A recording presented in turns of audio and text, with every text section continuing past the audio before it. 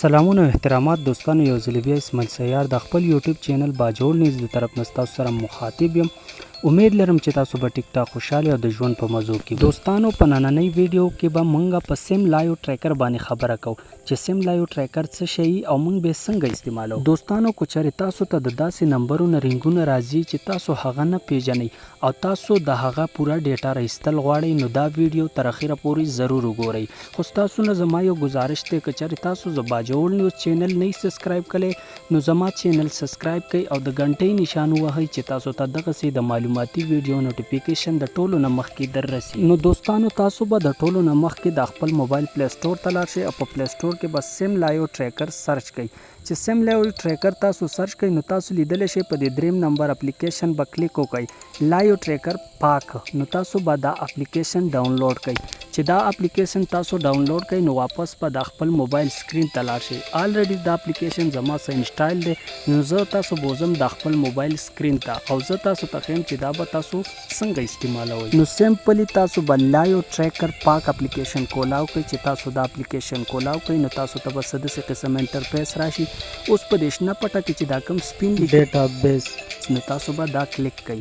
چې تاسو دا کلیک کړئ نو تاسو ته به مخکې پیج څه په داسې قسم باندې کولاو شي. نو دوستانو تاسو ته به په دې پیج کې دوه آپشن راشي، یو به لیکلی فری لایو ټریکر 2016 او په بل آپشن کې دی لایو ټریکر پرو 2020.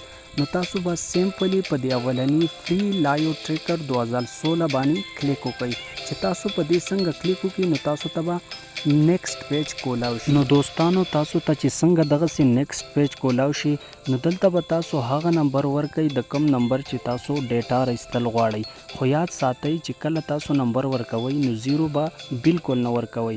اولنی زیرو چې کم دی نو هغه به تاسو نه ورکوئ، نو بیا به تاسو د سیم ډیټا راوځي چې تاسو د کم نمبر ډیټا راایستل غواړئ. اوس فار ایگزامپل زه یو نمبر ټریک کوم او زه تاسو ته ښایم چې تاسو به په دې طریقه باندې د نمبر پورا ډیټا راوباسئ. نو دا نمبر ما ورکو او تاسو دا لیدلی شئ چې د پورا ډیټا یې ماته شو کړه. نو په دې طریقه تاسو د هر چا د نمبر معلومات کولی شئ، د هغه د شناختی کارت نمبر، د نوم او د ایډرس پورا معلومات تاسو په دې اپلیکیشن کې کولی شئ. نو ډیر بهترین اپلیکیشن دی او ضروري انسټال کړئ.